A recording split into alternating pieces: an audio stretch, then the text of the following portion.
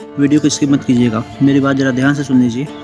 आजकल हम जितना दुनियावी स्टडी के लिए मेहनत करते हैं, चाहे वो साइंस हो, चाहे वो इंग्लिश हो, चाहे वो पॉलिटिक्स हो, चाहे वो हिस्ट्री हो, कोई सा भी सब्जेक्ट हो, हम उसके लिए जितनी मेहनत करते हैं, हम अपने दीन की किताब के लिए यानी कि कुरान और हदीस के लिए मेहनत नहीं करते हैं।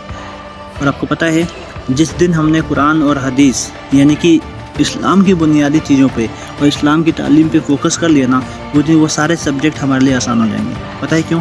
क्योंकि दुनिया की सबसे जो ख़तरनाक और सबसे हार्ड लैंग्वेज है वो अरबी है, समझे।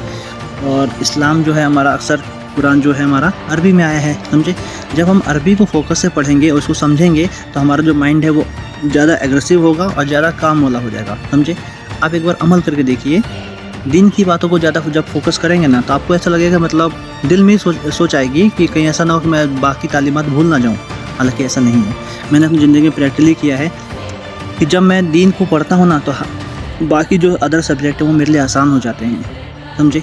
तो आप लोगों को मैं ये सजेशन देना चाहूँगा कि आप दीन पे फोकस करें, समझे। जितना ज़्यादा आप दीन पे फोकस करेंगे, कुरान और हदीस पे फोकस करेंगे, वो सारे सब्जेक्ट आपके लिए आसान होते चले जाएंगे।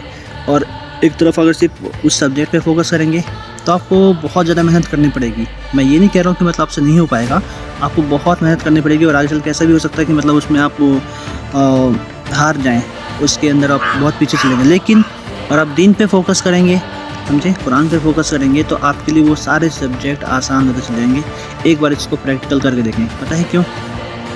कि जितने भी आपको लगता है कि जितने भी साइंस है, हाँ, ये सारी साइंस कहाँ से हैं? कुरान से आया है। कुरान के अंदर से सारी साइंस को लिया गया है। आज हम साइंस को इतना बड़ा मर्तबा देते हैं कि उसी की बात को फॉलो करते हैं, लेकिन कुरान जाएँ कि ये सारी साइंस हमारे कुरान से ली गई है, समझ गए। आज हम जितनी भी चीज़ें, नई नई चीज़ें देख रहे हैं, जैसे कि दो समुंदर का आपस में मिलना, हाँ, हम सोचते हैं कि साइंस ने इसका खोज किया, लेकिन नहीं। साइंस से 1400 साल पहले कुरान ने इस चीज़ को तस्दीक कर दी थी कि हम ही ने वो दो दरियों को एक साथ मिलाया जो आपस में कभी नहीं मिलते हैं। हाँ, तो तुम किस किस नेमतों को झुटलाओगे? हाँ, अभी अय्यि आलाई रब्बिकुमा तुकज़्ज़िबान। चाँद का निकलना, सूरज का निकलना, दुनिया में जितनी भी चीज़ें हो रही हैं, ये सारी चीज़ें कुरान के अंदर मौजूद हैं।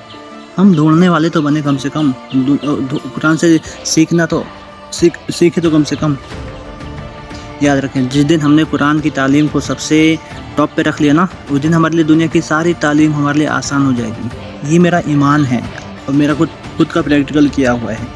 आप लोगों को मेरी बातें बुरी लग रही होंगी, आपको लगता हो कि मैं मतलब बाकी सब्जेक्ट को मतलब नीचे दिखा रहा हूँ। ऐसा कुछ नहीं है। सब सब्जेक्ट अपनी अपनी जगह पे बहुत अवेलेबल वैल्यू रखते हैं, लेकिन कुरान की तालीम जो है, दीन की तालीम है, ये सबसे मोस्ट इम्पॉर्टेंट है। इसलिए नबी करीम सल्लल्लाहु अलैहि वसल्लम का हदीस है कि दुनिया के हर एक इल्म हासिल करो, लेकिन दीन का इल्म सबसे टॉप पे रखो।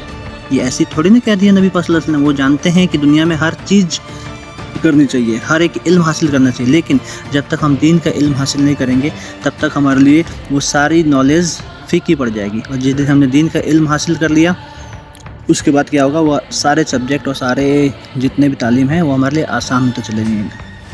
तो आप लोगों से उम्मीद है कि मेरी बात आप समझ गए होंगे और मेरी इस बात पे अमल करके देखिए। इंशाल्लाह आपकी तालीमात, हाँ, दुनिया और आखिरत दोनों समझ जाएगी। क्योंकि नबी करीम सल्लल्लाहु अलैहि वसल्लम ने फरमाया है कि दीन को लेकर चलो, समझे। क्योंकि जिसके अंदर दीन नहीं है ना, वो इल्म और वो तालीम इंसान को घमंडी बना देती है, समझे। और जब दीन का इल्म आ जाएगा ना, तो हम कितने पढ़े लिखे हो जाएंगे, हमारे अंदर ईगो नहीं आएगा, समझे। तो अल्लाह का करम है कि हम लोग दीन पे चल रहे हैं, समझे। और आगे भी अल्लाह से दुआ है कि मतलब हमेशा हम दीन पे ही चलें। अल्लाह पाक से दुआ है कि हम सबको सुधरने और समझने की तौफीक अता फरमाए। वमा अलैना इल्लल बलाग। अस्सलामु अलैकुम व रहमतुल्लाह।